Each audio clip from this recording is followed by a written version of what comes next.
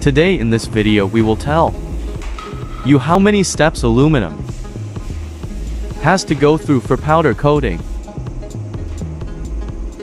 The first part is to hang it on the bar. Aluminum is drilled with a drill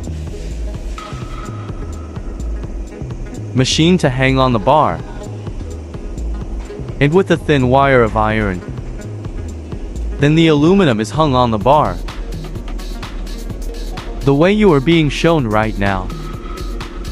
Then comes the second part, where the aluminum is cleaned with chemicals. The two people on the back side are cleaning the aluminum.